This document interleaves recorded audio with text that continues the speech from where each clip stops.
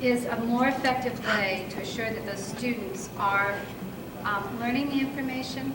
And what I did is that with each paragraph that they were writing, they would continually be responsible for more correct grammar, okay? Better content, better organization, and it was kind of an acquisition of those skills so that there was more frequent quizzing, but each quiz was covering much more material, if that makes sense. All right. It also helps a lot of students with test anxiety, because if one assessment piece is less a bigger part of their grade, and so sometimes that relieves a little bit of the anxiety, but you're also kind of getting them neutralized to that whole testing situation, little by little, instead of wham, a big test an hour and a half after 6 months of class or something. None of us in here, unless you're teaching history, probably wouldn't do that type of testing, but you know, remember those days for 2 tests where you're great? My children at the Jesuit University still experience them. So, okay, back. No, that's great. We're going to run 5 minutes over. I hope you don't mind. Right? You have no choice, okay? Especially this group. They have to talk. Yes, go ahead. We were dealing with the long-term memory disabilities, and as someone succinctly said in our group, you can't have output without input. And of course, the long-term memory breakdown does affect the working memory as well as the retrieval of information. And if they can't put together more than 1 or 2 pieces of information, obviously they can't go on to the working application or the abstract reasoning. And I think many of the coping skills that have already been mentioned, such as breaking down the testing into smaller components, the cue cards, tape recording, other kind of memory aids are certainly applicable. Good. Just one aside, and then we're going to go on. In our case, in Florida, we have a lot of migrant workers as students, and they have the same problem. They just don't even have that experience in their long-term memory because they travel. They move from one school to the next. If you have a lot of students whose mobility as children, you know, they were all over the place, you may find that they don't have information in their long-term memory, even though they may have guessed right on the assessment test. Okay? And one of the things, even though we were talking about prediction and the assessment test and everything on the way here, we have a math instructor who, even if they're placed in the beginning algebra, she gives them her own test where they have to work the problems, and that's the first night. If the students who did not do well on that test come back the next class, she sits down with them individually and says, you know what, I think you may need to go back to basic math. She does it in time for them to transfer into another basic math class before they get too far behind. And a lot of times it's because the students have little holes in their long-term memory. Now that's including all students, not just students with learning disabilities. Same thing with the writing. Okay, wonderful. Finally, they actually had some excellent discussion. We're not sure we understood the question after everybody else's. Okay, we got the working memory disability. Speak up. Okay, the sensory input and register and the short-term memory wouldn't be affected by it. But when you're trying with the working memory, you couldn't apply information to new situations. And with long-term, you couldn't recall pieces of information, and it would interfere with the critical thinking. And with retrieval, they just can't retrieve it. Okay. So, or the retrieval is slowed down. right. Yes. Yeah. Okay. Others want to add to it? Yes, you do. Oh, I do? Okay. You could have a student perhaps sitting in your class and they were doing everything right. They were taking notes. They were listening. They see what you have on the board. They're responding to your questions. And like I said, they were taking notes.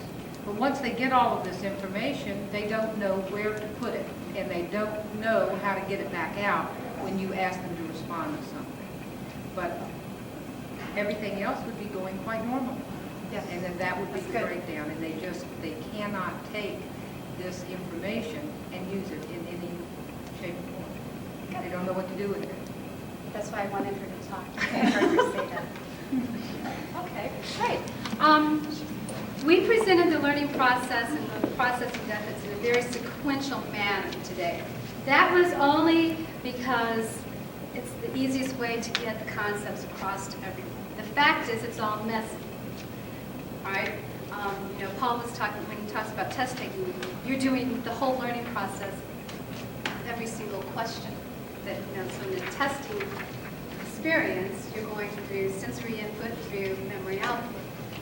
So please don't think that this is all nice and neat, okay? Because our mind is a magnificent organ, yes, and it can do everything we don't understand.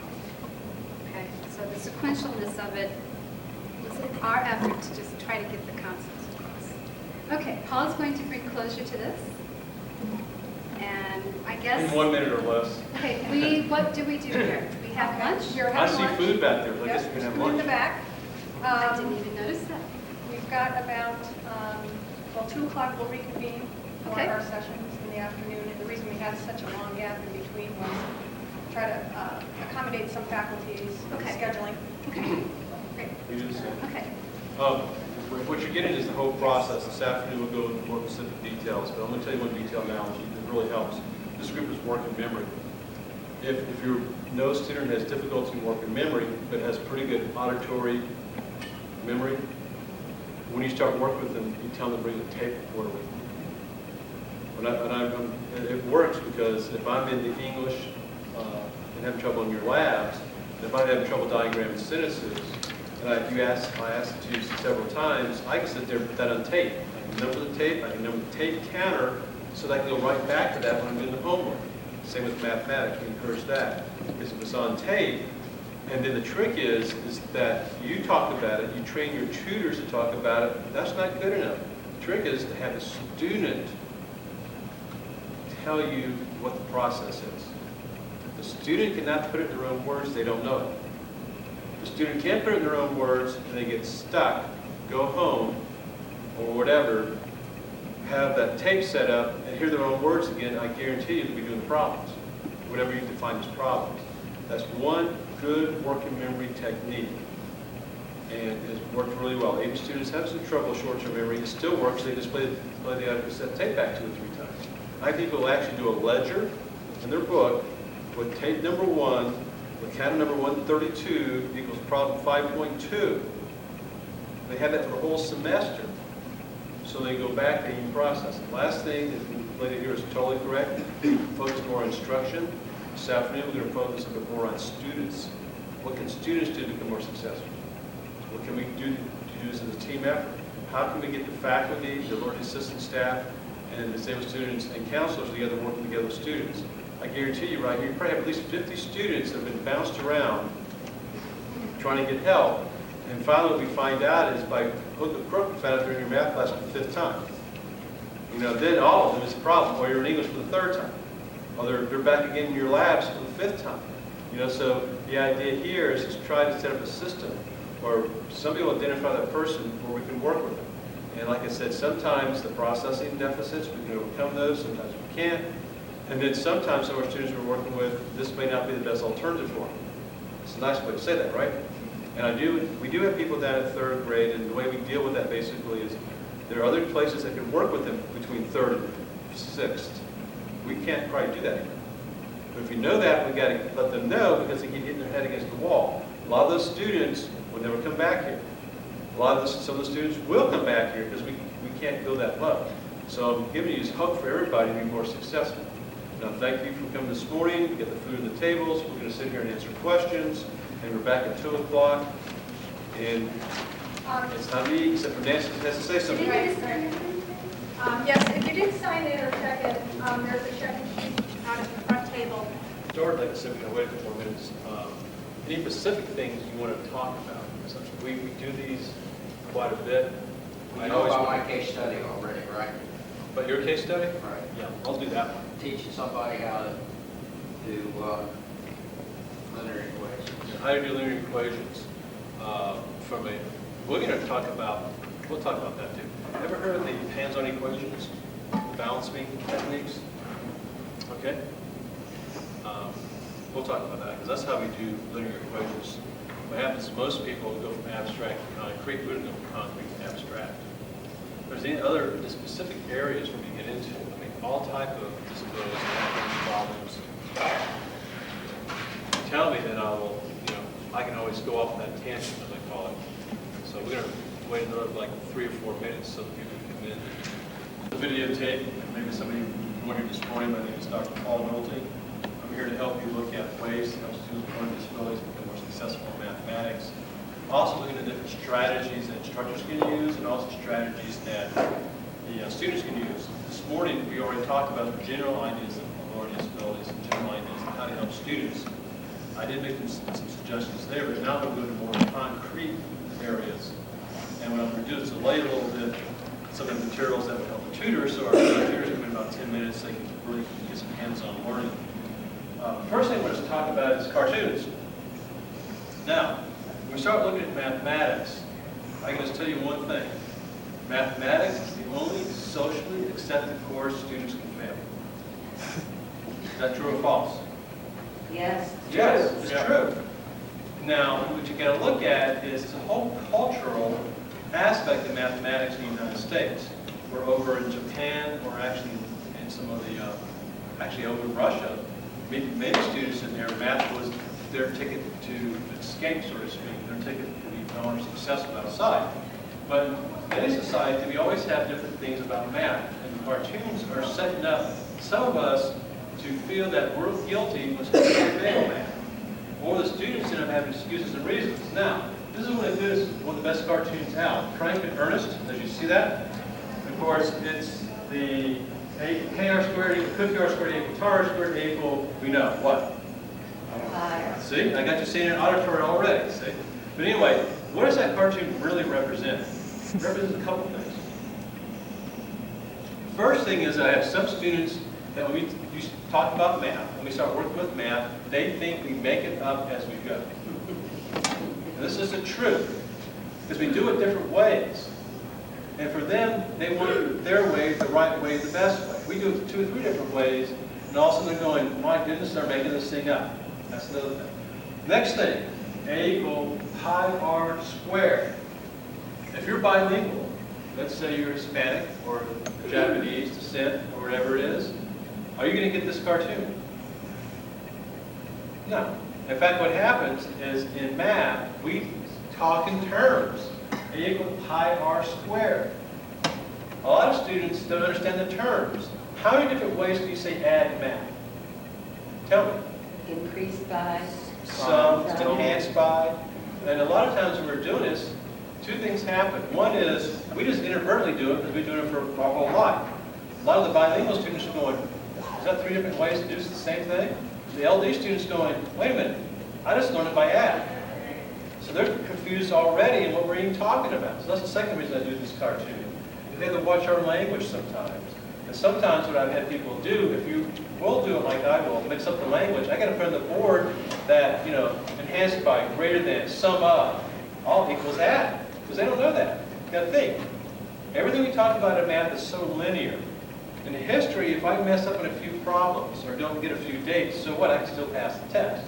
In mathematics, if I don't get that one step in there, guess what? You can't do the rest of the problem. So right here and now, if they think I'm talking about different things in math, they just lose the concept altogether. Here's another one I like too.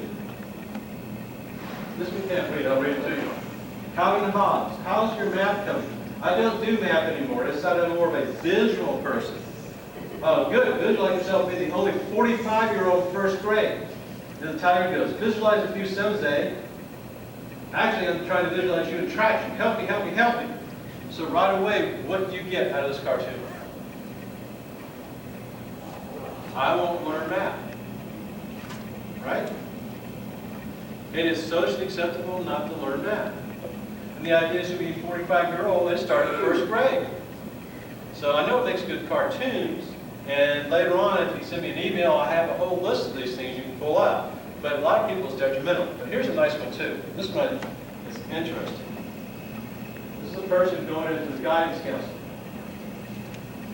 And he's talking to the guidance counselor. And I'm going to kind of paraphrase this to you. The guidance counselor is saying, yes, I agree that man/women are masters of their own destiny, but sometimes it does help if you pass algebra.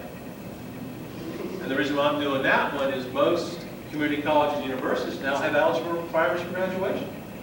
In the old days, when we went to school, I actually had people who graduated from different colleges that never took math. Anybody familiar with the European system, or I should say English system, over in England, universities? Now, we're not going to point people out, but actually, right now in England, you can go to some of the highest level schools, universities, and if you're majoring in English, you will never take a math class, ever. Now, they're pretty good schools, but that's another. But anyway, we were talking about that earlier, and we'll talk about that a little bit later on. Now, for the people who are here now, what we're looking at here is just kind of the overview. And I do this a lot. Some people need to see the forest, some people need to see the trees. This basically is accommodation of what we're going to look at today. We're going to talk about variables real quick. We did that this morning. We're going to talk about some other precise characteristics of math, and then cognitive process disorders, how they affect math, and do a little bit of that. And then I'm going to get into some structural strategies and techniques, and then some learning techniques, and also get into some study skill strategies, like I said. And I'll come right back to this one right now. And I'm going to review a little bit. This is what we had this morning. If you were here, you know, I'll say it 30 seconds or less. Student walks in the classroom, 50% of the grade is already determined by cognitive skills and IQ, and this basically reflects also the students with learning disabilities, how fast they can learn math. 25% is quality of instruction, and basically 25% is what we call affective characteristics. Right now, we're going to start focusing on these two here. It's not a nice little model you can remember.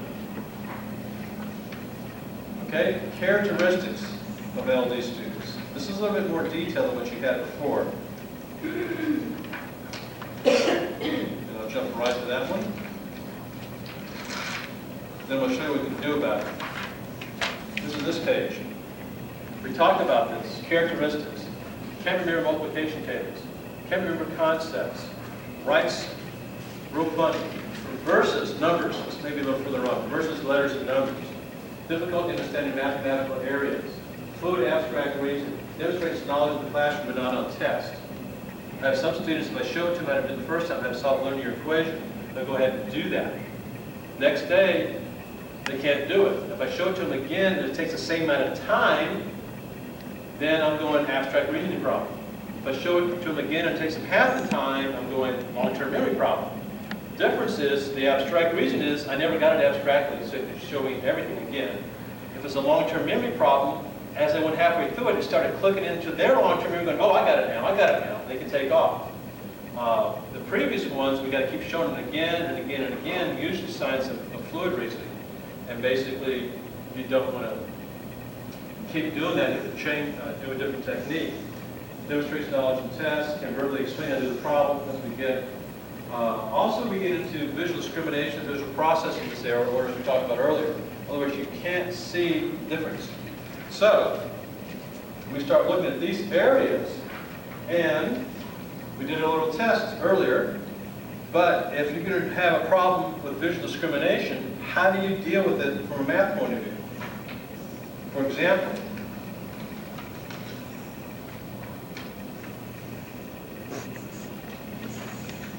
I'll move that up a little bit so you can see it. We all get these type of problems, right? If you're LD, what happens?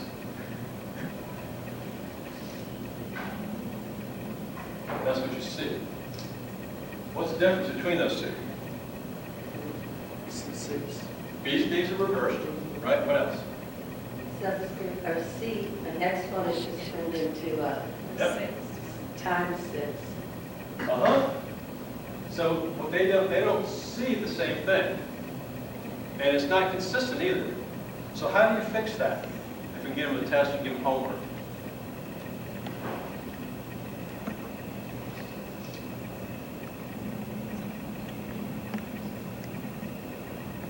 color code. When I worked with TASC, which is Texas, which is their test to get into college, I had them color code all the variables. We knew that black was numerals. We knew that red was exponents. We knew that green was multiplication signs. We had a key there. There's another problem too, because you're still reversing the B's and D's, right? So how do you solve that? Don't use B's and D's. That's one way. Or only use one capital. It works for everything but statistics. Okay? Statistics, it means different things. So one thing I can tell you right now, as we start looking at these, a lot of people want the caps. You can't screw up caps too good, because you can't reverse the caps. So what we're telling the students to do is do caps. Now, if you are in your course and you're lecturing, what you should be doing is color-coded pens. And normally what we do is that if I'm going to introduce a topic like absolute value, I want the absolute value signs in red. I want them to see the absolute value signs. Also, my visual learners love that. They see it. It's red. That's what's different about this problem. It's a red sign there. I have people who actually can take that and visualize that red symbol in their head. And during test time, we call that visual imagery. Along with different colors, because different colors help students learn. Not only students with disabilities, it helps everybody with learning. Now, after I do it a few times with absolute value in red, I don't do it anymore. I just do it regular, black, wherever you're using it. But that's the key point there. And that really helps students become more successful. Also, if I'm going into some instructional techniques,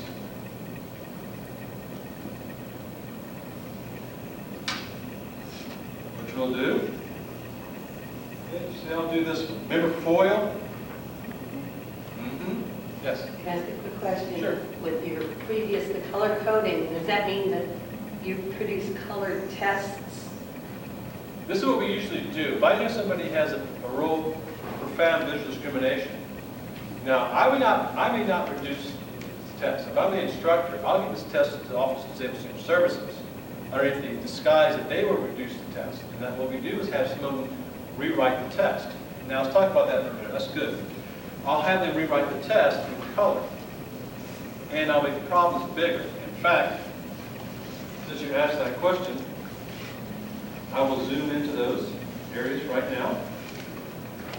Normally, we would do something like this. Not you, the instructor, but the Office of Disabled Student Services. Okay, put one per page. Or, if you really want to get real good at it, you do this. Because what happens is a student is not going to mix up those signs at all. If I'm going to statistics, I'll do something like basically this sometimes, or really I do this. I give this to them as an academic adjustment. The graphs. If you're dyslexic and you're trying to plot stuff on graphs, you know what happens? You plot it everywhere with the right spot. Because you can't see that. If I do this, then I actually use this as an accommodation for them. Because now they can come to the stats and plot where we're supposed to go. We're talking about C-tests or T-tests. The whole idea is getting where they're presented. Another way I do it too, and this is per area. Now, we have testing areas, you have like private rooms, whiteboards, or do you have access to that? Or testing areas. It's just a whiteboard, definitely not. Does your library have any whiteboards in private rooms? Not in private rooms. We have them in some classrooms. In some classrooms. Well, in some colleges, what we've done is really a problem. I had what I call a scribe go in and write the problem on the board and color code it. Now remember, the old psychology rule was wherever how you learn the material was the best way to recall the material. You learn the material by going to the board sometimes. You learn the material by seeing the instructor doing the board. We will actually write the stuff on the board and have the student do the problem there. I'll also have some people sometimes write down the steps they do. They're not tutors. They're not prompters. They're not going to tell them the next step. Or I have some people do it on regular sheets of paper like this, And then what we'll do is have what we call a test proofreader. Now, let me tell you what a test proofreader isn't.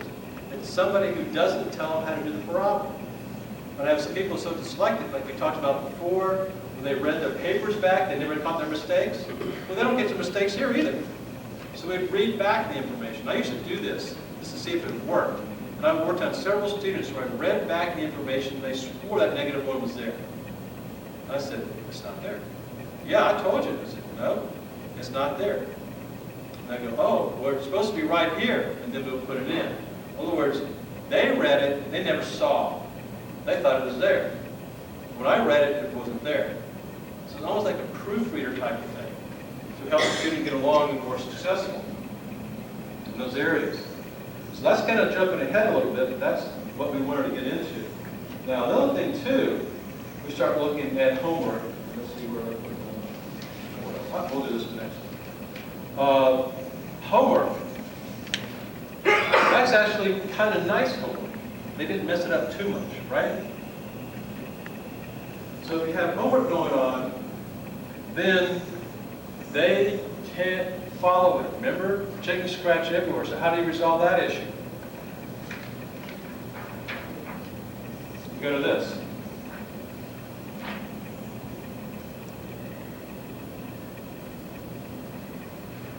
What did I do here? What did I make them do here? Organized. Yes. I have it over here where they got the problem. Over here they do the calculations. Because most students do the problem, do the calculation, do the calculation, do the problem, and also they can't read it. And then actually at the bottom they actually have to check their work, which is unusual, right? Check their work. So what I tell a lot of students to do is on your homework,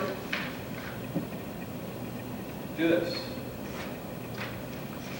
One side is doing the problem, and one side is doing the work. One side is doing the calculations, this side is doing the problem. It does help students become more successful. Now, if I want to do that another way, okay, I can do this. Okay, what does that do? Spaces. Yeah, I now have a variable, a letter or a sign in each box. Some students like this because they can follow it all the way down. They follow the boxes. So some appropriate accommodations are done for those students is something like that. Give that to them.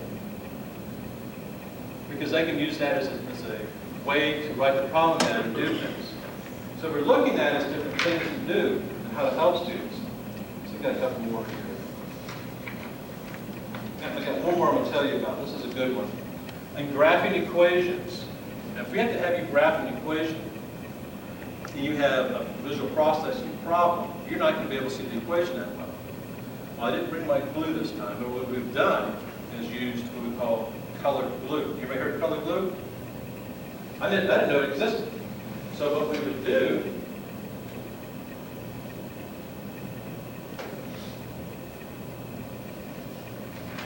I would take colored glue, and I'll do it a couple days ahead of time, X and Y axis, different colors. Then if I want to, I can take the white glue and do this for numbers. Now in tutorial sessions, this is really good because now this becomes tactile, right? Where we were talking about tactile ways to learn. A lot of times our students with learning disabilities can go from concrete to abstract. They can't go from abstract to concrete. So right now I can actually have them feel the numbers across here and feel the x-axis and the y-axis. And sometimes we give this as accommodation. If the glue's up, they can feel it. Especially when you're doing slopes. What is it? Rise over run? Rise over run? They can use their fingers to learn that. Because sometimes kinesthetically they can pick it up. But of course, whatever you do there, you use this as an accommodation. This is not a bad deal for an accommodation. You know, you do the same thing with a blind person, right? How do you teach a blind person how to do slope? You know, you can use strings, rubber bands. We've done that too. So now back to our good friend foil. How do we teach you how to do foil sometimes? Got that? We color-coded foil. We made a face out of it. They remember the face. Then as we're talking to them about it, you go, what is it? A times C, A times C, and A times D. You just had them run their fingers over it. And that technique works pretty good. You gotta remember, some are dyslexic people are pretty good with visualization. They can close their eyes and see the face. And of course, when we get to testing strategies, I'll tell you what to do with that. So those are some techniques that we're looking at. And I'm gonna get to some more in a few minutes. But you're looking at concrete ways to present material and concepts.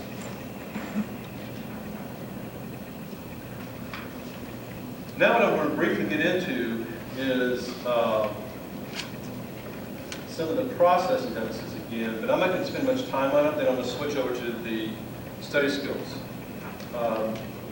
We talked about this earlier, auditory processing. That's in your handouts. So we're going to flip to the next page or so. Okay? Auditory processing does not correlate statistically with math success. Auditory processing is how you distinguish between sounds and words. But I do have a funny thing that happened to me, one of the math instructors.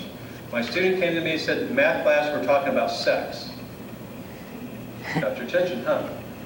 I said, sex? Talking about math class, talking about sex? I'm going, we got Mendel's experiment, we had that X and Y chromosome thing, and no. I said, okay. So I called my friend up, Tom, and I said, Tom, guess what? One of my students said, you're talking about sex. And I know, Tom, about you a little bit. I don't think you would do that in class. He says, no. He says, I said, what are we doing? He says, we're doing variables and we're doing exponents. And I said, The student kept on saying asex, not sex, asex. And I said, Tom, what did you do in class? He said, variables and exponents. A to the first, A to the second, A to the third, A to the fourth, A to the fifth, A to the sexth. Got it? Asex. Now it's corny, but the idea is he heard asex. He didn't hear A to the sixth, he heard asex. So now, what we found out a lot of times in the classes that they have an auditory processing deficit, that they're not going to hear everything you say. Plus, if they're against a wall or something, they're not going to hear it because they get distractions. Like I said, that one's not correlated that well. It's correlated with reading. If they have this problem, they probably get to the reading test. In fact, when we did a lot of things to distinguish between learning disabilities and other things, we found out students who could not do word problems did not predict a learning disability. And you know why? All students can do word problems. This was the LD students, so never predicted. Remember, predictors had to be something unique with LD students and non-LD students. Well, that wasn't unique enough. Something else was. Of course, again, visual processing speed, real quick to go over this. It's basically looking at how fast you do numbers. In the mathematics, it's basically counting down the numbers real quick. This also gets into what we call automaticity. That's your word for the day. Anybody know what automaticity is? Automaticity is how fast you can do it. This highly correlates with math success. Automaticity does how fast you can do your multiplication tables, how fast you can divide in your head. The faster you do that, the better the RAM you have, the more space you have left over in your brain to solve the problem. So it's automatically, you can basically do the multiplication tables. That means you can automatically factor real well.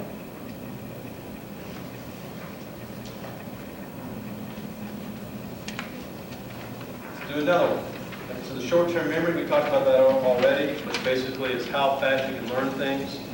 Not how fast you can learn. It's basically looking at remembering short-term information. And if you had trouble in mathematics, it explains this out. What I'm doing is I'm just going through these, because you're going to keep these. Because when you have students in your class, what I want you to find out is what is your processing deficit.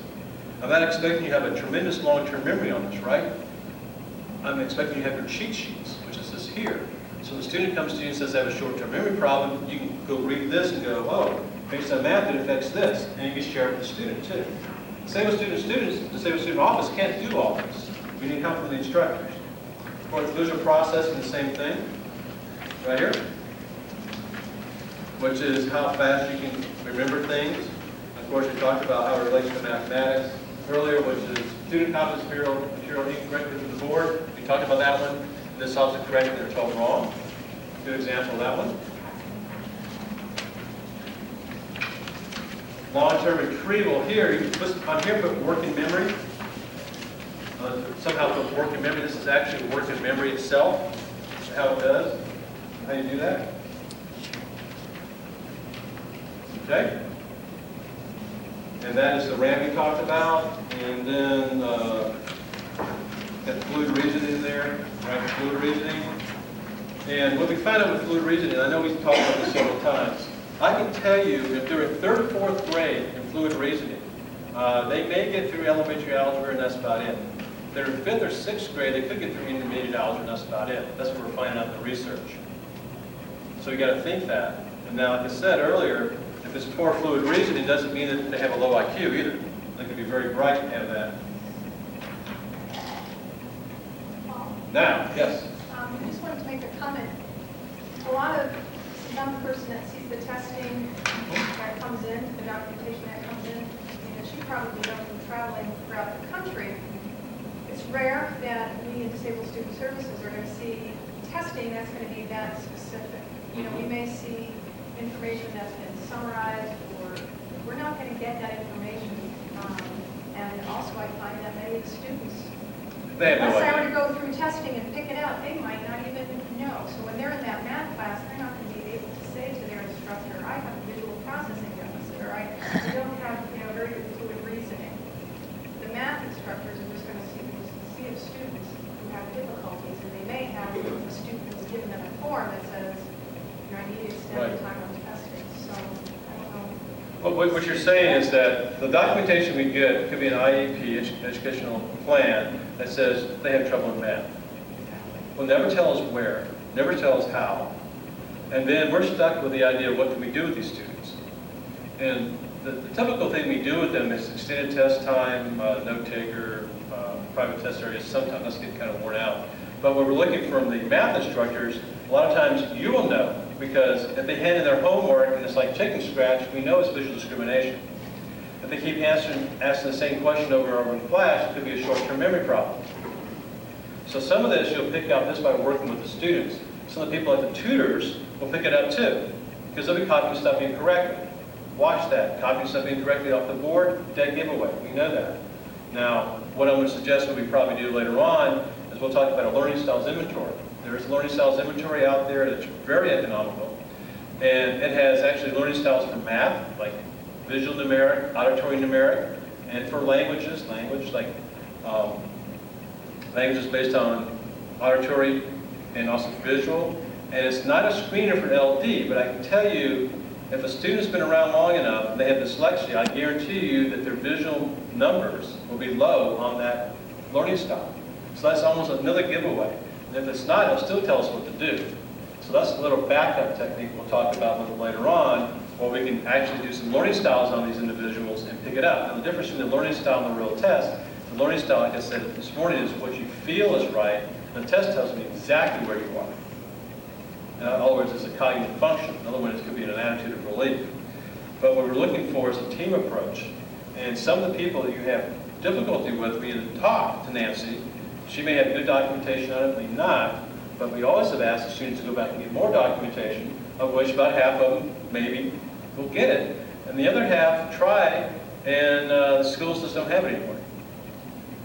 But the idea here is that if we can get you to think processing deficits and think what's going on, then we can really hone in on what to help the student with, as far as learning in the classroom and also learning outside.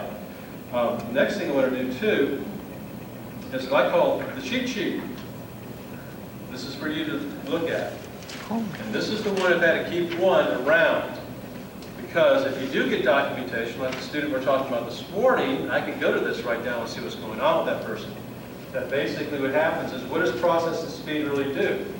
It's basically speed in processing math numbers and symbols. And this is a short definition you can give to the student. Also, auditory processing, ability to understand math vocabulary. Another technique, okay? Ability to remember and recognize math numbers and symbols. That's basically the visual processing. So this is a real short way to do it if you get the documentation. Now, I can tell you that most schools in the community college system are tightening up on documentation. In other words, what that means is we want better documentation. And that becomes a political issue also.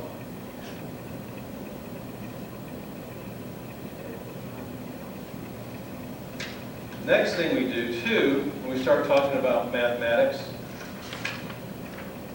is accommodations.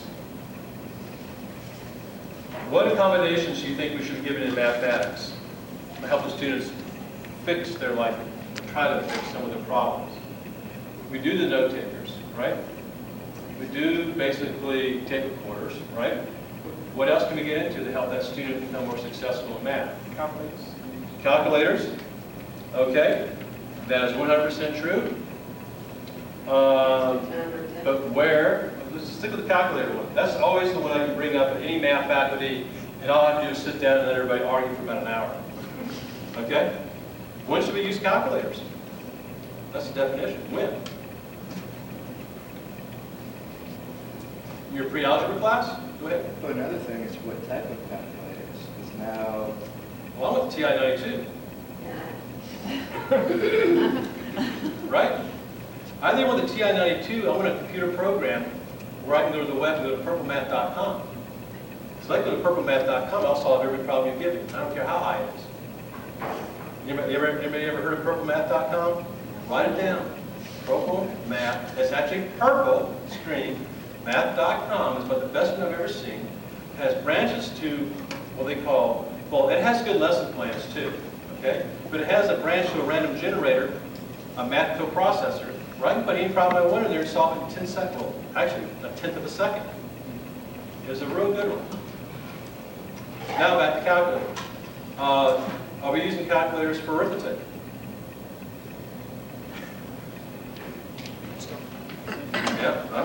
Yeah, okay. Who belongs to National Council of Teachers Mathematics, NCTM? A couple of you. What does NCTM say about calculators? Usage. I'll refresh you. It says use them in 3rd grade and forever. Now you're wondering why these students are coming to you using calculators all the time, right? They've been advocating calculators in 3rd grade. Now, can you use calculators here in your lowest level arithmetic class? Can the LD students use it or other students? No. Yes, we allow them to use it, everyone. We do not, I mean, the math department policy is they can use calculators, and however, not calculators with CAS can figure out for systems like 92. Yeah. However, That's not a calculator. That's a computer. Okay. Research real quick on this one. Go ahead. I was just going to say, I know, and again, I can't speak to individual instructors because I can't keep it straight, but I have had some students in those algebra classes where they cannot use it or they can't use it on the first test. And these are students that have come in, and I saw this in my former job too, historically with can't do basic math calculations consistent, multiplication with division. So, I don't know if you speak to that. Oh, yeah. Yeah. Well, here's a ruling. Like I said, NCTM says calculators forever from 3rd grade on. And math, what's the mathematics ruling? American Mathematics Association 2-year colleges. What do they say? This is another one of your organizations. They say calculators in elementary algebra and above. No calculators basically in arithmetic. Okay, what does the research say in calculator usage? There's been a lot of research on calculator usage. Not only in the United States, Australia, Britain, Canada. Simple. Calculators work. In other words, what they're saying is that research backs calculators. The old fear of, oh, they're not going to learn how to do the math. Well, there's like 20 studies out there that says that's not true. And of the studies that basically say calculators are bad, there's no research backing it up. So now you got research. So the research says use calculators. What does the law say?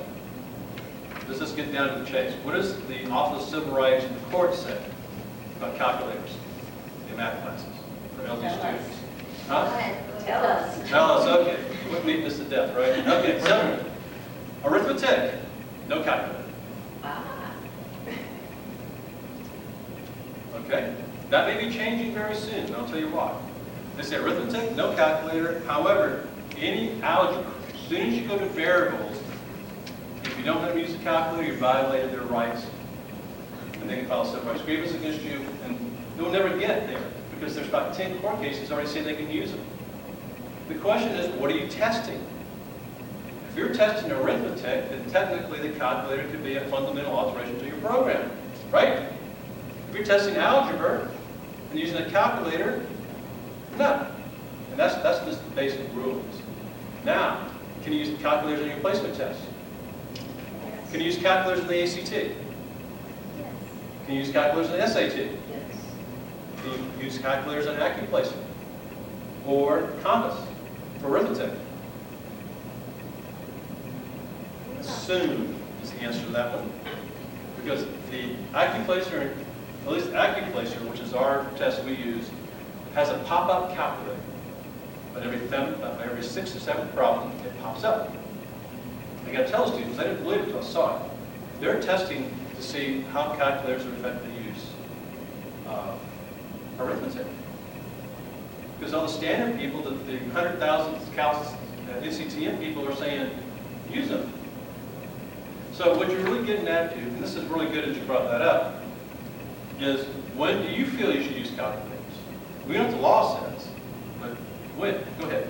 So if a student has a thing that says they should use a calculator, and we give them, say, a page of the test that is purely arithmetical, and we say no calculators, You're okay? then we're legally all right. Correct. Okay.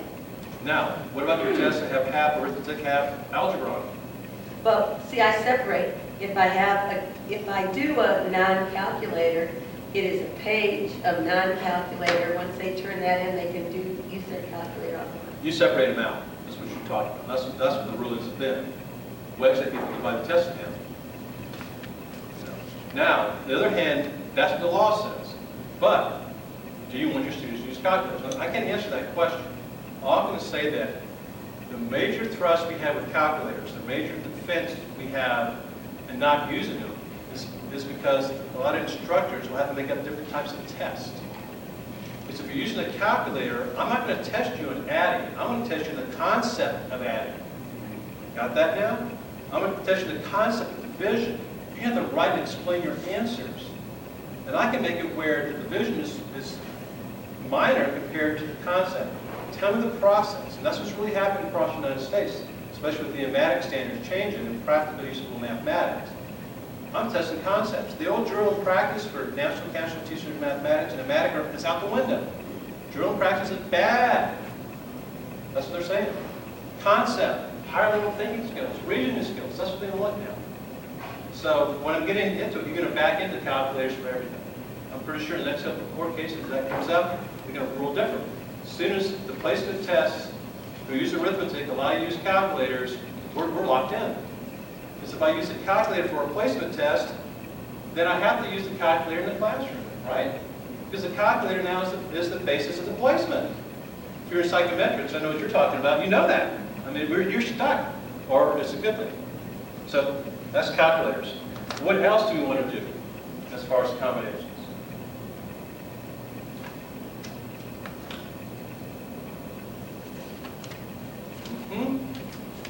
Go ahead. How about, say, videotapes or visual? Some people want videotapes and watch that. People have asked for videotapes, and in some accommodations that is appropriate, especially if you have some real problems with learning. And we were talking about how we can do those videotapes, and I'm going to find out for sure. Now, videotape a classroom, that gets touchy. Okay, that's a touchy one. I'm not saying you have to do that. But normally, a videotape of some information about the lecture, because remember what the law says. The law says that you basically have to give the student access to the material. Got that? Access. And if they're dyslexic or visual discrimination problems, they may not get it on the board or through the notes. So the access may be through a videotape or something else. That's another one too. What about formulas? Formula sheets. Formula sheets. Do we give formula sheets out? Yes.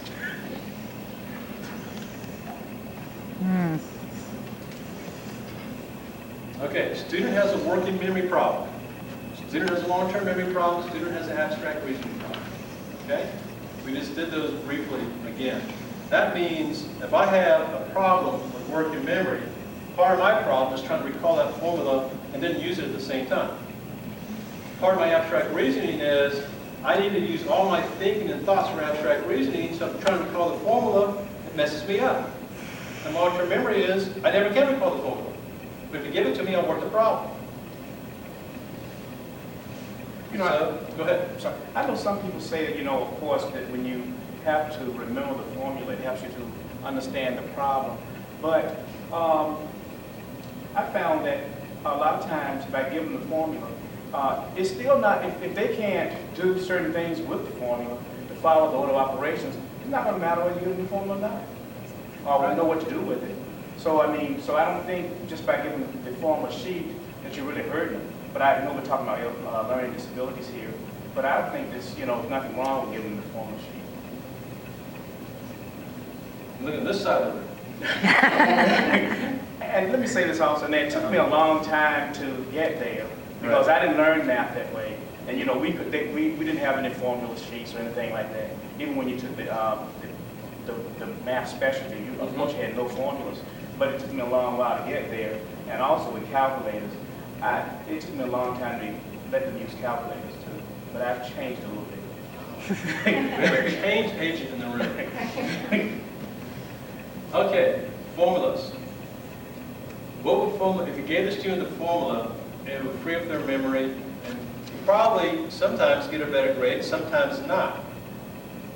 Texas dealt with these issues about 10 years ago when I worked with them on their tasks. You know what a task is? TASK is a standardized test you got to pass to get into their universities. And they started working with LD students, and I asked them one question. What do you want the student to do? They said, solve the problem. I said, okay. Now what happens if they can't remember the formula? Well, we don't care because they solve the problem. So the Texas task test has all the problems, all the formulas right there. Now it doesn't say this is the slope formula. Got it? It doesn't say y equals mx plus b. You have to know how to use it. Office Supervisor's already ruled on that one too. They've already ruled that you can use a note card with several formulas on it if the student has a learning disability. So I'm not saying you have to do it. I'm saying that is the norm now. To give them formulas. And the reason I put this up, what we usually do at the colleges, this is the inside copy of your math textbook, right? The formulas are already there. We used to copy that and give it to them. Then we may give them a few more formulas if they're in the book and they're not on this list. Now, what you do here too, some people don't like this. So what they'll do is they'll go through and basically write out all the names. White out distributive property. White out human property. See what I'm doing? So you have the formula and how to use it. But even if you do it this way, like you're saying, if they don't know how to use it, it's not going to help them. The ones that will help is people with long-term memory problems can't use the formula. They can't remember it. Now, back to AMATIC standards. And I'm going to keep heading on that because I know them pretty well. And I know they're revising them. What is the whole focus in math now? To solve problems. Solve problems in real world mathematics. In the real world in mathematics, are you going to sit there and try to figure out what cell phone plan you should have? Now, or are you going to be smart enough to go to your textbook and look it up and do an intersection of the lines? You know what I'm talking about now? In other words, how many minutes, how many times, where's the best plan, where's the break even? These are limits too. We can use this in calculus. But the idea is they're saying, let them use the formulas. Because we want to use real world math. Real world math. Go ahead.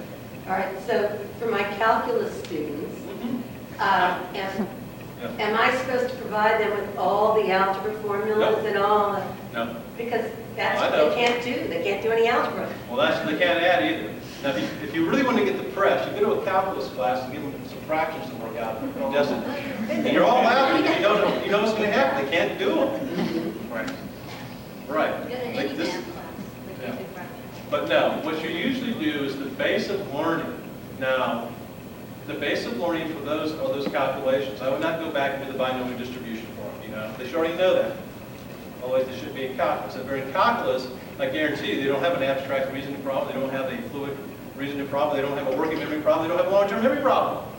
They probably have an input problem, visual processing speed, or short-term memory. When I worked with University of Massachusetts, Lowell, I'm asking, why the heck they got me up here?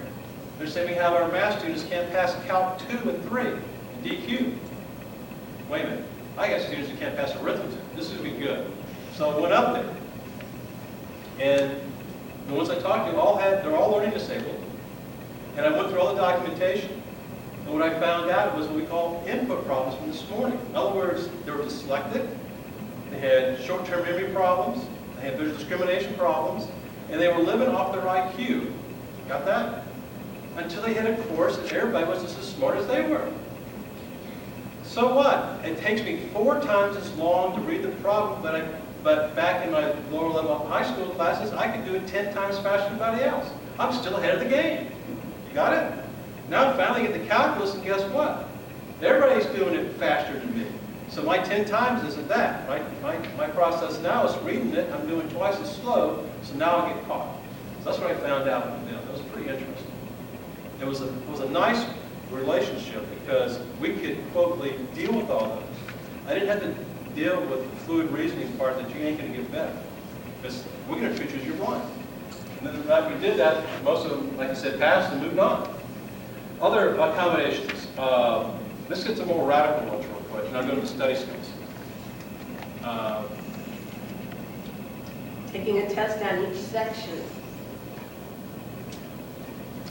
In high school, they have requested compartmentalized or departmentalized tests, which you're talking about more frequent tests and dividing it up. That gets tricky, and some people have done that. Again, what we talked about earlier is you don't say unlimited time. That's a no. It's how much time do you want, and we said 2 is twice as often as man than what we do. I have people do sections. I have permission from the Office of Civil Rights to really give sections of our class test, which is our test that you have to take to become a junior. They said I could section it all. Should you be able to do that? That's going to be up to you. And sometimes it's appropriate, sometimes it isn't. That's a gray area. The question is, if they do the sections at different times, how is that affecting their learning? How is that affecting what you want? I can't answer that. But we can answer this one. I want an open book test. I want notes. I want what I call, not formula sheets, I want fact sheets. Fact sheets are sample problems. I want all that in my class, so I can refer back to it, and I can use it for my test. Now, before you say no, you better start thinking of what classes you already allow that in. Who teaches stat? What do you let them use on the test? I give them a formula sheet, and they can use their graphing calculator. Now, I can't ask anybody else because nobody wants to answer, but I can tell you other colleges, it's open book. Stat is common open book test. And what happens is the statistical teacher will talk to them about that, and they'll tell them that. The students think they got a good deal. But the students haven't figured out open book tests are the worst test in the world. Because they think they can learn it as they go. But that's a different one. So the idea is the fact that the formula sheets, that gets debate. There hasn't been any clear-cut rules on that. But I guarantee you in high school, students had that. They had open book tests and everything else. That's another debate. The last one I'm going to get into, as far as the calculators is appropriate, color coding appropriate, how about alternative test format? That was the last one we talked about. We used some study skills. Alternative test format? What am I talking about? Do you have an oral test? Yes. Give an oral test. We're going to give them a written test, have them come in and explain to you orally. You want to go that route? You want to do portfolios? Snuck that one in, didn't I? Yeah, do you want to do that? I'm not saying you have to, but this is what's coming down the pipe. Portfolios are coming in, and it's coming in for math. It's snuck in through liberal arts. Teach liberal arts math? A lot of liberal arts math courses have portfolios. We have to do things about mathematics. And that's not a bad deal, because remember, a lot of times the math we want them to learn is basically what they're going to use in real life. And I'll get to that in a minute. So I'm not saying it's right or wrong, but I do have some instructors that have done that. They're sitting there going, wait, we made an F, but you just told me how to solve the problem yesterday. They come in and they explain the steps, and then they get it right. Somehow, the process of writing it down doesn't work. Okay? Now let's go to the ultimate. You might as well deal with this one. The ultimate one, which is course substitutions. Let me give you a hint. First, what you want to do We talked about the earlier class for this one too. We have STEM students who can't get through your intermediate algebra classes, but they could probably pass your statistics and your topics and liberal arts. That's what I would do before I give any type of course substitution. Okay? I want them to learn as much math as possible, get them up there. They can't do the algebra, they can do the stats. And in real life, I'll use stats more often than I bet you in intermediate algebra. And I'll probably use liberal arts and topics, which are Venn diagrams, truth tables, deductive reasoning. You know, what do you want the student to learn out of math? I guarantee you right now, I'll go to every one of your faculty members except for physics, chemistry, and math faculty, and I will give them a problem that is simple. We'll put only 2 variables in the problem and have them solve it, and I bet you 90% of them can't do it. Right? Because not that they couldn't do it, they did it before, but right now they can't do it. So what do you really want them to learn out of mathematics?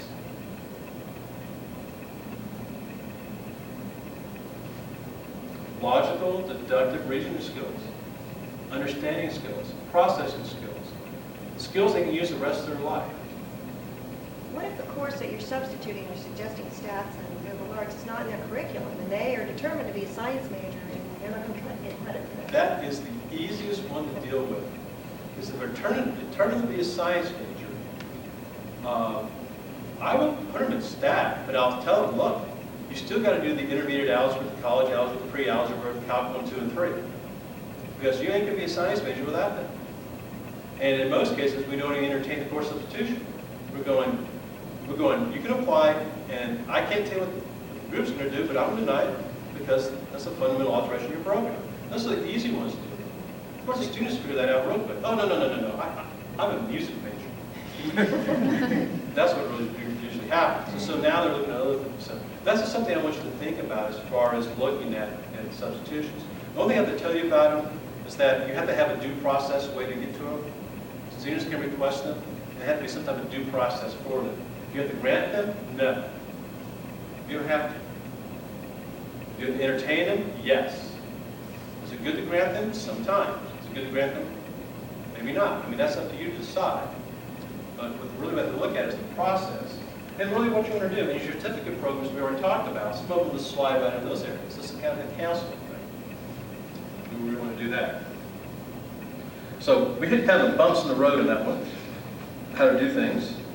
And what I really want to go into now is some other things. I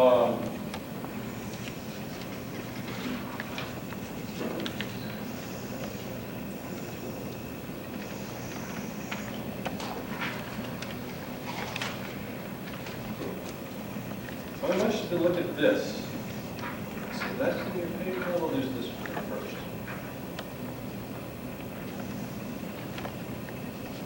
This is some math study skills data, but you may have there. And basically, we're talking about how to make the students better learners now, and how to help them out. And as you start looking at this, we start looking at ways that research has shown that students who learn better become better students. And if they learn better, then we've actually found out that, in this case, this was baseline data, 58% pass rate in a pre-algebra class, 58% pass rate, mandated math study skills, including all our students with disabilities were mandated to take this study skills class, jumped up to about 78% pass rate.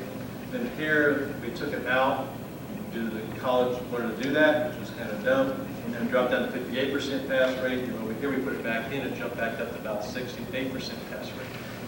So remember that little chart we had in learning techniques? The diagram, that is basically the chart I was talking about, the blue chart, 25% of the variance dealing with student success rates. So we're looking at that from a student success rate.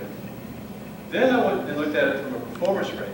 And out of those areas, what I found out, basically that a couple of things. Students who didn't fail the math course, we got the first time we have a real high success rate. And also we had a real high success rate with women returning to school. In fact, that was the highest one. Women returned to school, first-time attempters in math. We were teaching them math studies and learning strategies along with the math course. Got that? 1 hour credit course, finished at midterm, along with the math course right here. 92% pass rate. Why did the women do so well?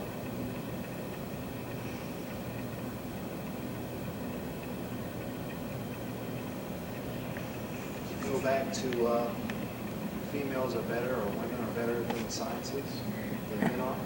Well, the typical saying is females are worse in math and worse in science. That's not true, but that's what people have been telling us for years. That's probably what they thought when they came Yes, back they to did. school. And so Exactly what they thought. that needed to be changed. They're Well, motivated. Right. They're motivated, they've been at home. Exactly, and they're more mature. I'm sorry. No, that's fine, because I just started going back to school after 25 years.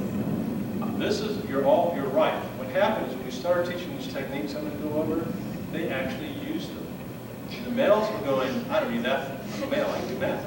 I got this. I can handle this. And then right around midterm, they're going, wait a minute, I'm in the class the second time, I'm still failing. What are you doing over here? You're getting to make an A's. You're in my class last time, you had worse grades than I did. So what happened there is the females actually did what we suggested to do when we started doing different techniques for LD, different techniques for learning techniques, and test-taking techniques, and test-taking strategies. They actually followed what we were saying. I mean, it was so simple. And then also minority students did better too. So what I'm going to do right now is I want to have you read this. This is some more statistics on this. We're going to take a 5-minute break. I know that after about an hour, 45 minutes, your attention span definitely goes down. You got to move around. So we got a 5-minute break. Grab your stuff and come back. I'll hit you with a couple other things too. I'm going to show you. And then we'll finish up in about 45 minutes. This is what Kim was talking about when we did the exercises, which I thought was a lot better than doing this. And reference A back here, if you see that, about 4th page in the back, like I said, these are what we call educational accommodations. We kind of went over these. So I'm just going to refer to these. You can keep them in your information. You can see what we did is based on visual processing speed, visual processing. We recommended accommodations. This is education. It's not testing accommodations. Based on auditory processing and short-term memory, we recommended accommodations. You don't have to use all these, but these are some recommended ones. The long-term retrieval, which is the working memory, we recommended accommodations for learning. This will be more for your labs. And then also for comprehension and knowledge of fluid reasoning for learning.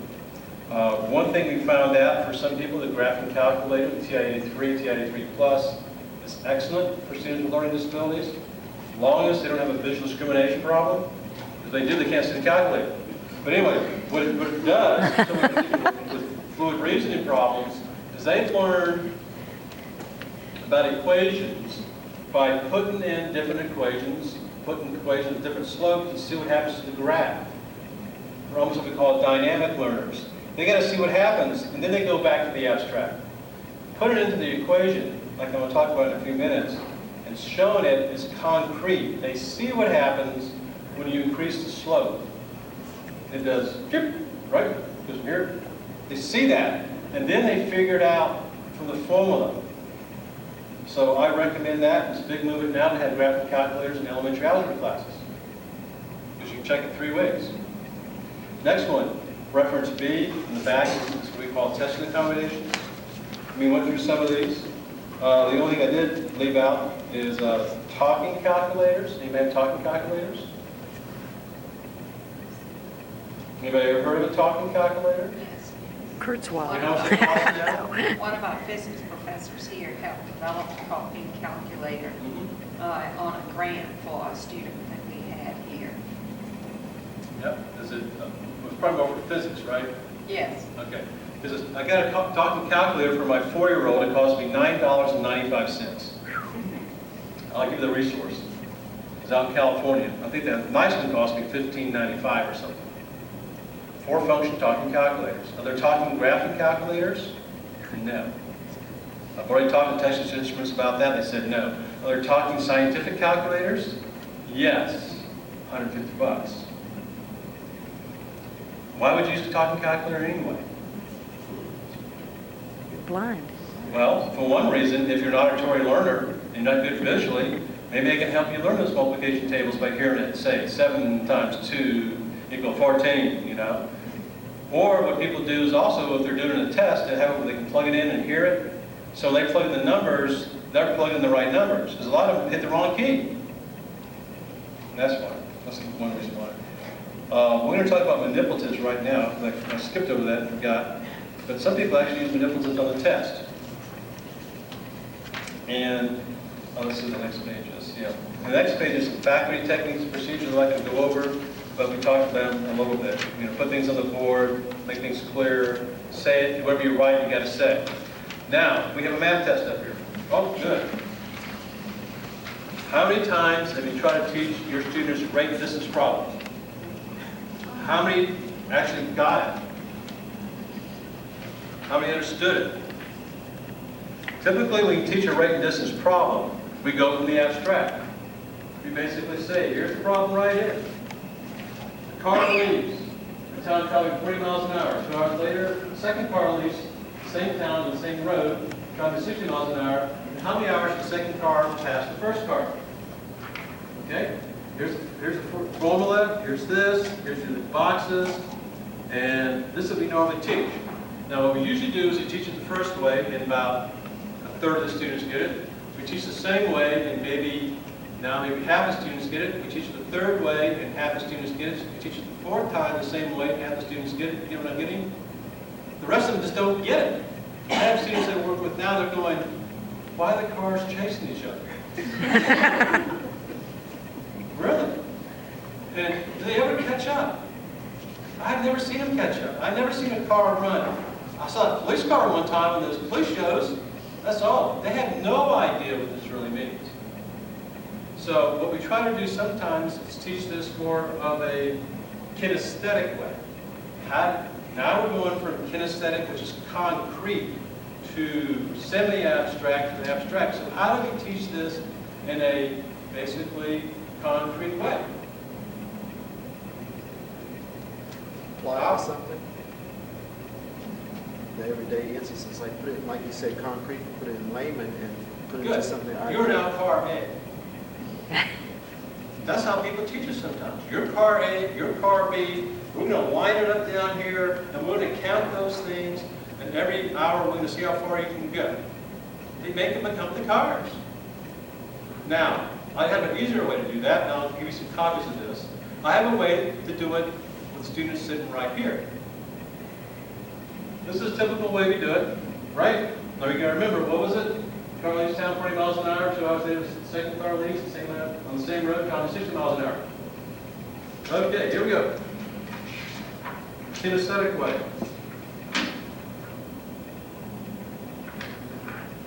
Right? You draw a diagram. Car A. Car B. Okay? There we go. Car leaves town traveling 40 miles an hour. 2 hours later, a second car leaves. So, in 1 hour, how far is this car traveling? 40, Oh, move it. How far is this car traveling? 60. It does. Oh, it, Second hour, how far is this car traveling? 80. How far is this car traveling? None. It doesn't. Remember, it's 2 hours. 2 hours. 2 hours. Okay, the real question is, how many hours is the second car? So we're measuring the second car, right? So now, and how many hours is this? 1 more hour, how far is this car traveling? How far is this car traveling?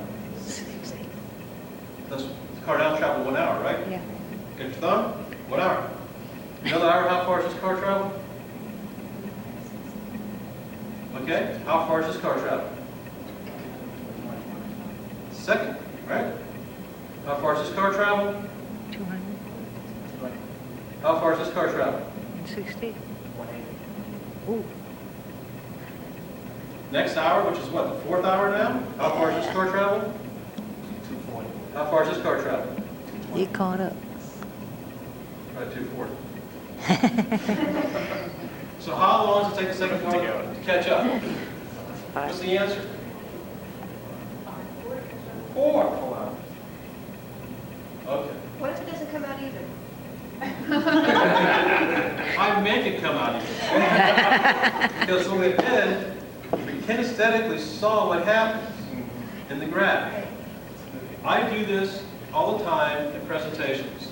When I have a mixed group, you know what I mean? Non-math people, I just have one person come up to me and say, this is the First time I ever understood that problem, and the cars do catch up with each other.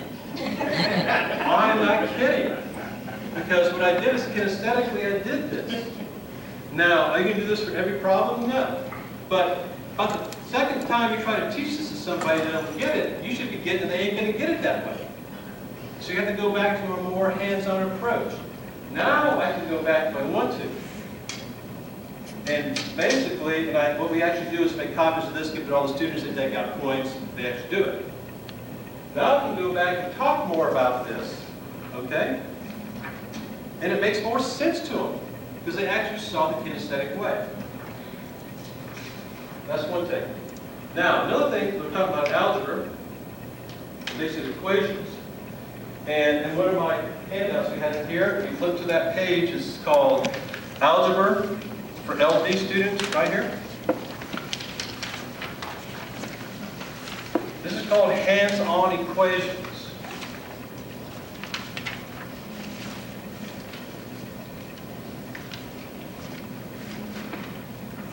The hands-on equations part of this is actually a packet of manipulatives that has a balance beam in it. This is the balance beam. And we're going to solve linear equations. It has like little tops that represent variables, like a red top, a red top, a red top. And it also has dice that represent numbers. So, if I wanted to do this, if I had 3x, which would be 1, 2, 3, and we'll put plus 6, and over here we'll have 2x, 1x, 2x. Now, what happens here, we have that set up, that's 3x plus 6 equals, say, 2x. If I want to get rid of the stuff on the equation, what do? These are actually tops. We actually take them off. The rule of thumb is, whatever you take off this side of the teeter-totter, what are you going to do to this one? Take it off, otherwise it's like that. So we actually physically take these things off. And if I want to make it real easy, I would have done this. I would have just said, over here. First time would be plus 6 over here. Because if I take one of these off, there goes that one, there goes that one, right? There goes this one, there goes this one. So what's x equal to? 6. Now what's happening in the balance beam, we can do this up to almost intermediate. Because I have other representations of negative x's. I have the dice that's negative 2. I'll send you one of these packages. I got one. This is for you now. Because you asked about this. Yep. Kinesthetically, you can do this. What we're having students do is kinesthetically see the balance beam trick, because they remember the teeter-tots of old days. When you got off, thing went up. You have the same weight on each side. And what happens is they understand from a kinesthetic point of view of how we actually use the identity property, multiplicative property, inverse property, to get rid of these things off the balance beam. So now, again, we're going from concrete to, if I want to do a picture, semi-concrete to abstract. After they learn it this way, then what happens is they can understand it from the abstract way better, because concretely they got it. And if they don't, then we've got a real problem. Okay? Well, the next question came out of this one when I started doing these demonstrations is, do you let them use the manipulatives on the test? I don't know. I have some schools that do it, some schools that don't. My guess is I probably wouldn't. But at least I'd have them understand it and explain it. But I let them show me the manipulative, how they use it. If they miss the problems, they go back and do the manipulatives, and I want to know that. But you got to remember, tactile, concrete ways of learning become more successful for students. And of course, there's fractions. You do the pie pan, right? Set the pie pans up, get the pizza box. My famous quote is, we had pizza, and a friend of mine said, well, I want you to cut it, the 12-inch pieces into 8 pieces because I can't eat 6.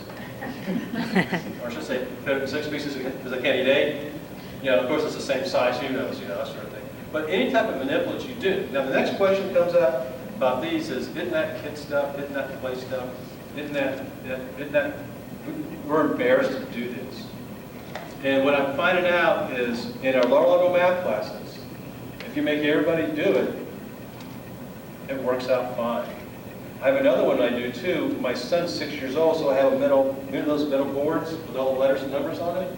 I actually have them do the letters and numbers on the board. Because they can move it around. They can do that and understand things better. 2x plus 5, they take the letters away, add the letters, you know, that kind of stuff. We have those in our labs sometimes. And the idea here is, again, they can do manipulatives. Some people have to concretely do this. And when we measure learning styles in classes, especially our lower level math classes, I can tell you number one is visual, as far as learning style. What do you think the next style is? Auditory or kinesthetic hands-on? Which one? Kinesthetic. Kinesthetic is totally correct. You have up to 40% of your students are kinesthetic learners in our lowest level math class. And they're not getting it visually. They're not getting it abstractly. They have to have it kinesthetically to hang on and do something with it. Okay? Now, after looking at that, what we really want to do too is to start figuring out how to help students become better learners. The couple of things I found out is that when I did my dissertation and all this stuff, I kind of broke down learning math into behaviors. And this behavior basically, right here, are questions. If I had a student who basically had difficulty learning math, in the past I would bring them in and go, I'll pick on you. I'd bring them in and go, okay, what's your first name? Jeff. Jeff. Glad you came to me today. I noticed you made a 55 in the last math test. And I know that you wanted some help. So let me ask you a few questions, Jeff. Do you actually have your book? Did you take any notes? Did you actually read that book? You know, I noticed you were late a few times in class. Look, Jeff, you know, we can work together, but you got to really be here on time. Show me your homework right now. Do you actually do your homework? Okay, right around the 5th or 7th question like that, what's happening? All right, I'm the prosecuting attorney. I got you. I'm going to nail you. Now, what happens, most math instructors are abstract learners. They want the facts. And the only way I can help Jeff is get the facts. Sometimes we're not good at asking for the facts. Because about the third or fourth time, you know, Jeff is backing away looking for the door. Will Jeff come back? Never. So what I developed is 25 questions on math study skills. That, if you look at the handouts, there's no math on it. In fact, I got to tell the students 3 times, no math, no math, no math. Because they all think it's math. I want to know what the behaviors they're doing that are associated with learning. So I go through questions like, number 1, my habit is that I seldom study math every school day. Because most of them don't. And you say you should do it. And they're going, why? I don't do it for history, don't do it for English, don't do it for sociology. I cram and make A's and B's. They won't say that, but they'll say, I just don't study, I make A's and B's. But they think they can do the same thing for math, and most times they can't. I do have some people who can do that. Another one, number 3, this is interesting. My habit is that I seldom use my best learning style to help learn mathematics. Now the idea here is that with learning styles, they're close to disabilities, but if I'm a visual learner and have an auditory processing deficit, short-term memory, I need to learn math visually. So how do you learn math visually? So what I did in this book is I went through and set up basically 15 ways to learn math visually. So I tell them how to learn math visually, based either on their learning style or based on the processing deficits. So if they're good at visual part, like when the students have been talking about it, his main thing is visual. He's really weak in auditory, then we got to go to visual ways. Most students don't know that. And I have a lot of students that are kinesthetic or auditory, and they're going to learn visually. And guess what? It doesn't work as well. So that's one thing we really want to know with these students. There's a couple more, and I'll show you what we do with this. But there are many more. Let's say I seldom do most of my studying the night before the test. Well, that's really a cram question right there. There are seldom distractions that bother me. That's an environmental question. Next one. To find the best learning resources in the math lab or learning resource center, I review all the learning materials and resources. Think students ever do that? Forget it. They want a tutor. So I actually make them do that in our classes. Go review the materials. I say, I want you to critique the materials in the math lab/learning resource center. Now, do I care anything about the critique? Not really. Do I care about them using the materials to see if it works best for them? You bet. Because a lot of them are going, I am an auditory learner. I didn't know we had auditory tapes back there, visual tapes I can listen. I didn't even know you had it. All I learned is a tutor. See what I'm getting at? You have to give them the resources and match them up, at least make them try those resources sometimes to see how successful they are. Another pretty good, let's see here.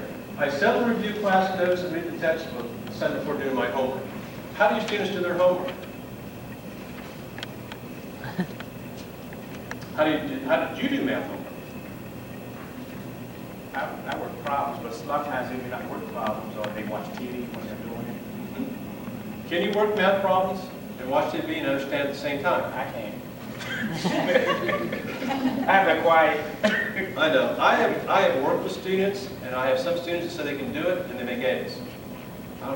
And I'm guessing their working memory is at least this big. You know, they do like 10 things at once. Most times you can't do it. So immediately we start dealing with those issues. Now, doing homework in math, simple. You go do the problems, get stuck, you go to the back of the book, get the answer, work backwards. That's what I did in calculus. You know, today, get stuck in the book. Go to the solutions manual, copy it out of the solutions manual. Get stuck. Don't buy a solutions manual, go to purplemath.com, kick it in, and get the answer. Don't spend anything, because that website is free. So we're getting really sophisticated now in the way people do things. But we never train them how to do their homework. There are steps to do that.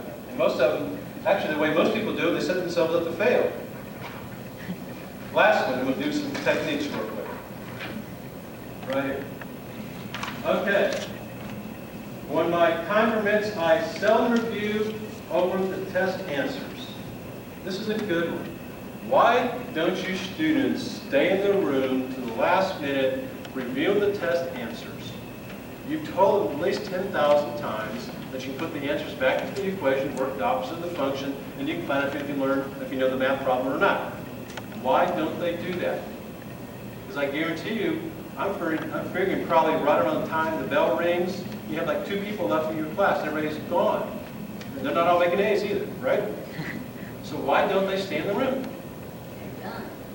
They're done all right. And they're making D's and F's. But they're still not staying in the room. Why don't they stay in the room? I always think that when they're finished, they have to leave. They don't need to stay back and maybe check over. Okay, what prevents them from checking over? I have a learning disability. I have a history of test anxiety. I just gave it away. What prevents me from checking over the answers? As my anxiety rises, what do I want to do? Just get it over with. Get the heck out.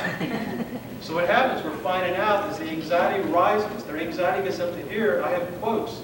I will not stay in that burning house any longer. And that's what they really mean. They will leave. And the anxiety is too bad, so we have to reduce their anxiety. And I left a cassette tape over there that I'll give you permission to do, that I guarantee will reduce their test anxiety, using visualization techniques and also cue control in the back. That's one reason. There's a second reason why they don't stay in the room too. This is a more of a cognitive reason why they don't stay in the room. I'll give you at least another 15 seconds as I drink some water to figure out what the second reason is why they don't stay in the room to the last. So, Huh? I was going to say, so they might change it to another answer when they think it's correct the first time. Usually not, but I have people do that. I see the erasures. Those are the unsure ones. Well, they tell me it was too easy. It can't be the right answer. Why? Hmm? Your confidence in your ability. No. People say they don't know. In high school, you're back in 10th grade. You were the last one to finish that. What did you say? Oh, you don't want You're people. right, the last one I out. said, Right. I've heard people over and over again say, I don't want to be the last one out. Only the idiots have to stay there, and I That's don't it. want to look like an idiot. That's it. I have people count students. When it hits 5, they're ready to go. When it hits 3, they're out the door. And what they tell me is, I'd rather hand that test paper down to verify that I am smart even though I may fail the test. They will not stay in there. And I'm telling you, these are 50-year-old people. Will not stay in that room because you turned in your test last, you're stupid. They still believe that. They also believe this. Everybody who turns their test in first gets A's. They honest to goodness believe that. And I'm telling you as faculty members, what you have to tell them is that ain't the truth. I tell them I have students that turn the test paper in first get A's. A bunch of them get F's. They just turn it and leave. And I have students who wait to the last minute who make A's and B's. I want them to do that, but you have to encourage them and tell them, because otherwise they're not going to stay in that room. They're not going to do that, because they're not going to be seen as dumb and stupid. So, after we do the survey, this is pretty good. After we do the survey, and I'm going to give you, did I give you the website already? The www website for this? For the math space? Yep. Somewhere. Okay, I'll give it to you again before we leave, and you can share it with everybody. They did the survey, and our student over here has scored a 49. Oh my goodness, you even failed the math study skills evaluation. Oh, you look at that score, 49. Right there, 49. Gee, I'm so happy. It's the best thing I've seen all day. Wish you made it 30. Because what we're showing right now is that basically nobody's ever taught you how to learn math. I know you have a learning disability, and what you take this thing in, I'm going to actually make suggestions on how to help you improve your math knowledge based on your learning disability. And we're going to show you how to learn and understand mathematics. It's not your fault. You know what? We can take that math course again, because I know now that I can really help you with your study skills and give you better accommodations. Gee whiz. We're going to try that again, aren't we? Now, what does this do to him?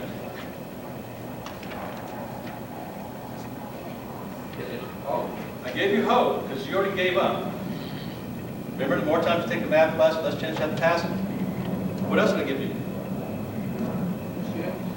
Skills. I'm not a cheerleader, I'm a coach. What's the difference? Cheerleaders scream and yell, but don't tell them how to block. I'll tell you how to block those math problems, get them done right. And what did I blame on his inability to do math? Never been taught right. Hasn't been taught study skills right. Did I blame his intellectual ability? No. No. What do students love to blame when they can't do math? They can't, right. So I ain't got the math gene. I'll never learn math. It's horrible and terrible. It won't work. My dog can't do it. My cat can't do it. My mother can't do it. My grandmother can't do it. Nobody can do it. They love to blame that, because if they blame that, then I feel real good when I don't study and learn, because I can't learn it anyway. Now I blame something we can change. We can change the way we teach you. We can change the way you learn. We can make you better, give you better accommodations. We can get a shot at this. And it's not the fact that he's tried several times and failed. It's the fact that we come in with a new plan, and then I get to work harder, using the accommodations and the study skills training. So it all kind of goes together. Now, if he fails again with everything, then we got to look at something else. So what happens is, after they do this, everyone they miss is mentioned up here. Then I have a page number that goes right to the Winning at Math book and tells them. And if they end up having a learning disability, like you do, we have a whole chapter back here on learning disabilities, considering for students with learning disabilities, right here. And it has page numbers in there they should read. All the techniques and tricks I've used by anybody. So now what we're looking at is a team approach. And some of the things that we'll probably end up doing, if I go through this, and I'm going to go through these fast. Question. Yes, go ahead. Yeah, I just want to know about the Winning Math book. Do we have copies of those, or? Yeah, I'm going to send a bunch of them, because you got them signed up. I'm going to send you probably a case of them. Nope, that goes all the transparency. And Paul? Yeah. Also looking at study skills assessment. The website? The website, you've also got software, correct? Yeah. Because I found the my plan is to also get that put in the, I'd like to have that put in the math skills center. Sure. Yeah, we can put that in there either on a computer program, or I'll give you a web-based one. The web-based one I'm going to give you because that is a locked file that not only can they take the survey, they can email the results to you, the instructor, or you, the Students Coordinator, and it also has suggestions for LD students. But We can go through, which we're not going to do in detail right now, we can go through 7 steps for note taking in math. You know, how do you take math notes? Most students never know how to do that. That's one thing we look at. Next one, how to read a math textbook. I'm not going to go through them, but they're in your handout. How do you read a math textbook? Most students don't even read the book. Why don't students read the math textbook? Because the math textbooks are written for students. Can we say that again? I work with publishers. The math textbooks are written for math instructors. Okay? So we'll teach them some reading techniques that are different, so you can understand that.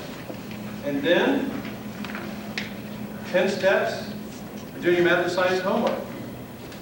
I always train them to review their notes, review the book before they do the homework. You go, no, that's a waste of time. You go, no, it isn't, because once you get stuck, you know where to go. Also know if they review the material ahead of time, all of a sudden they start thinking math before they even do the problems. It's like I say, an athlete doesn't go out there and run the 100-meter dash. They warm up first. You got to warm your mind up first for this stuff, get it going. And also this one here, the main one I get into is make sure, let's see here, always finish by working problems successfully. Once I get them to do the homework, people quit when they work problems wrong. So if you're working problems wrong, you quit. Do you feel like you're a success in math? No. If I did 30 problems, missed the last 3, I'm a failure in math, even though I got a 90 on the test. So I tell them they have to go back and rework problems, even if it's different problems, that are successful, because I want them to walk away from doing math homework feeling successful, not remembering I couldn't do those last 3 problems. Anxiety issues. We kind of talked about that a little bit. There are all types of anxiety issues to deal with. Causes anxiety, unreal. We've had a lot of research on that, but I can tell you right now, Sheila's bias was only half right when she wrote that stuff. Because if I have a student that only has test anxiety, it's a problem, only has test anxiety, I can cure that in 2 seconds. I'll put them in the classroom, or put them in a vacant room with nobody in it, and give them the same amount of time, and they will go from F's to A's. Their problem is the classroom. They sit in the classroom, people yak, yak, yak about the test, and all I got to do is say, I heard half the test was word problems this time. And their anxiety jumps from 50 percentile to 110 percentile, and they've already given up on the test. They're gone. Put them outside, they can't see these people leave, it works. Now, last test question. We're not going to ask you. You did a good job. Here's a good one. You do a math test. We're going to hand you the math test. What's the first thing you do when you get a math test? First thing you do. This is it. This is the front page. What do you do with it? Go ahead. Put your name on it. That is real good. That's a high school answer. We trained you so well. You're totally wrong. Just look at see how hard it is. See how hard? That's the second thing you'll do. That's real good too. That's a little more advanced. You must take those AP classes in high school. That's good. Go ahead. What else do you do? That's the second way. It's called previewing the test. That's real good, but we're not going to do that. It's one thing we always got to teach our students to do now. Because I want to break that math anxiety habit. I'm going to break that habit, then look at the test going, oh my goodness, I can't pass this. It looks Greek and German. Okay, what do we do? You find that first one, you know how to work it. That's a good one. That's not right. Write down the information you need to use on the test. That's it. Called memory, data, dummy. So that, from now on, on all your tests, that's the first one. Memory, data, dummy. Students go, what is a memory, data, dummy?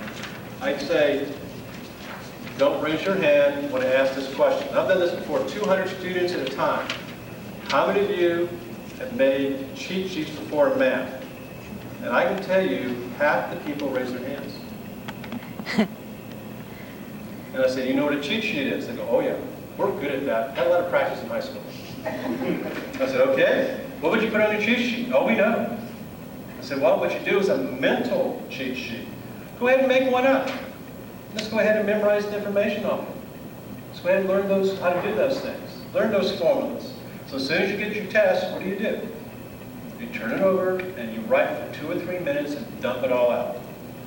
Now, I have people who still do coin and word problems and age word problems, which according to Automatic is not the best thing to do anymore because it's not real world. When was the last time when you had to solve the problem? Jimmy is 5-year-old, 5-year-old, and Billy is, Billy is 10 years older than Jimmy, and Sue has a blue card, and Ralph is 10 years old less than Billy, and who's Jill? You know, it doesn't do that, you know?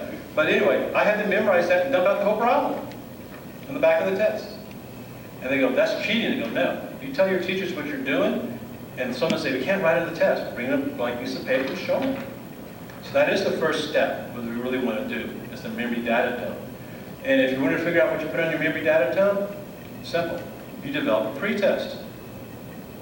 Have 2 or 3 of you develop pretest. We're in a group of 3 right now. You bring in 10 questions, you bring in 10 questions, I bring in 10 questions. The answer to those 10 questions in the back. I take your 10 and 10 is 20. I will probably figure out what I don't know. That's what I make on my sheet now. That's my memory data dump. So the idea is cooperative type of things. Now the rest of this is basically what you thought of. Preview the test, put your name on it, count the problems, check the easy ones. I tell them to go into the test, mark the easy ones they can do. 1, 2, 5, 9, 10, 12, 15. Just mark them. Because I know if I get you to do the memory data dump, as you're doing the memory data dump, you're going, wait a minute, I'm doing math. I'm supposed to be panicking. I'm not panicking. Then I get to the answer about 4, 5, 6 problems in a row that get right. Oh my goodness, I'm doing math. I got 5 right in a row.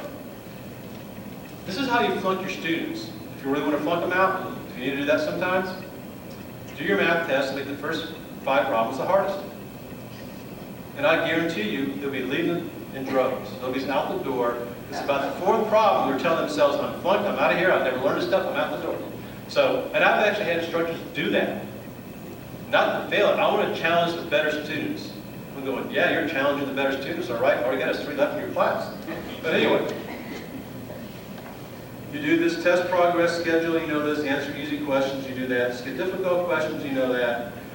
Review skip questions, guess at remaining questions. What's the probability of guessing the math question correct? It's not ABC. That's not ABC. What's the probability of guessing the math question correct? 1 over, got it? Infinity.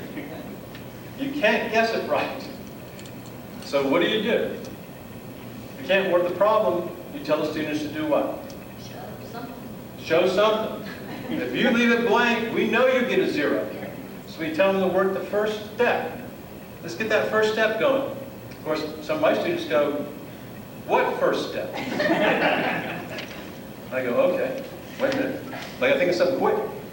So what I did, I said, okay, if you can't do the first step, I want you to rewrite the problem. Now you got to think about this. You learn math by doing what? Holding the pencil in your hand and doing something, not your hands tied behind your back and looking.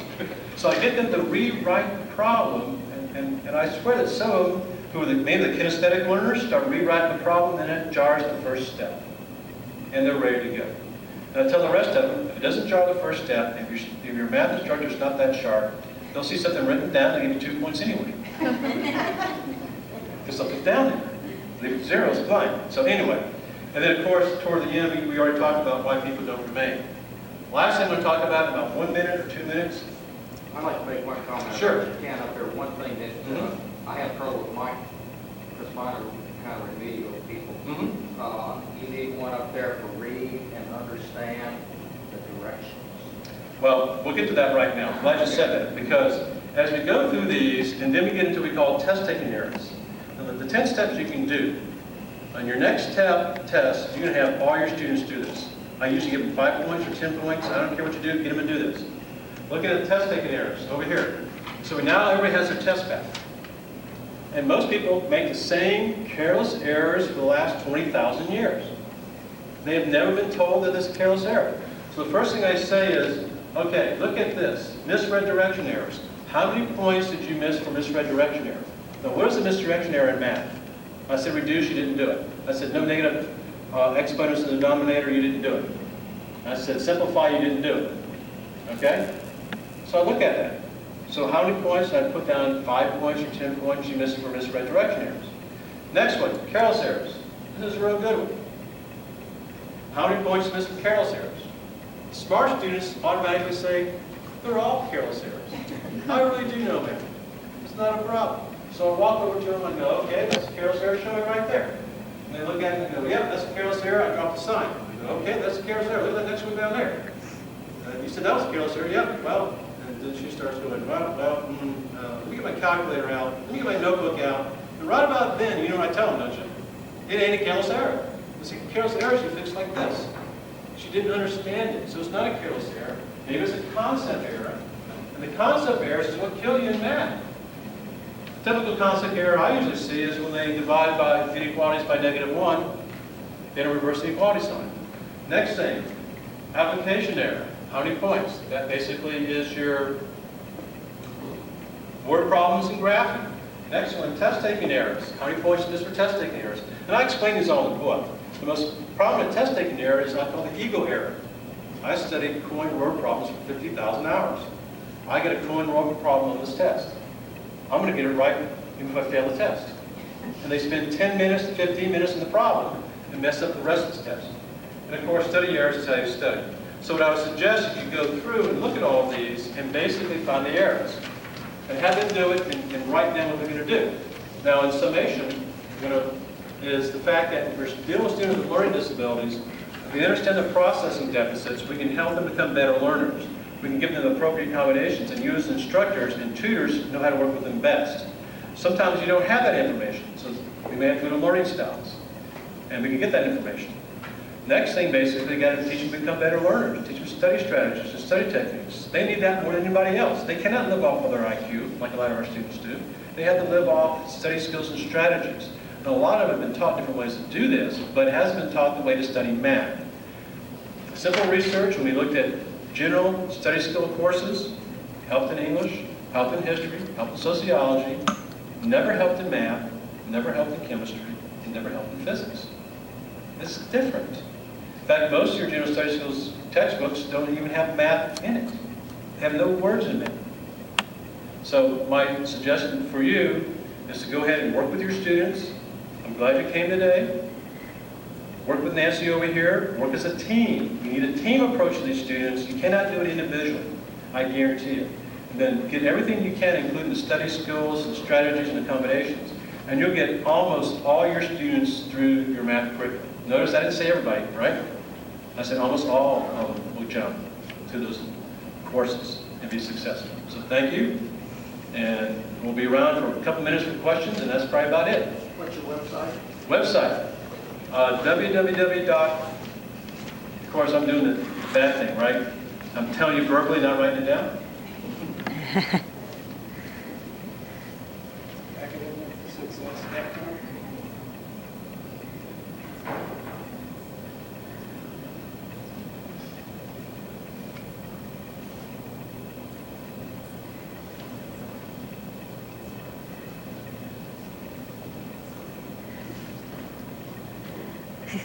Okay, my handwriting's bad, but I'll tell you what it is. Ooh. It's www.academicsuccess. That is one word. Okay? Oh. .com. Okay, www.academicsuccess.com/secure, S-E-C-U-R-E, /secure/eval, E-V-A-L. So it's www.academicsuccess.com, probably a / I guess, secure, and then eval. I'm going to give it to Nancy again, and she's going to send it to you. That's the secure website you can go into to have your students do the math study skills evaluation. So think about how you get study skills in the curriculum, because that's half your battle. How do you work with disabled students to do that? So I think it's time for us to go. We'll hang around for a couple minutes. Do they need a password? Boy, you're sharp. MSS2.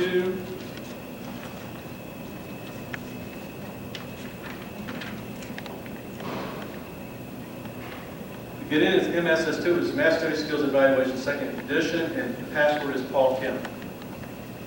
Like I said, we'll give it to you unless you send it to you. And then that's your site for the evaluation. So think about doing this. I'm going to instruct Nancy to get with you on how to do a team approach. Thank you for coming. And I'm going to leave a bunch of materials over here for Nancy if we're going to borrow. I do have a red book over there on math study skills. No, red book's on learning strategies for LD students and accommodations. So, and evaluations. You got to do the evaluations. Okay, and there's a front and the back. And who needs evaluation sheet? And we're done.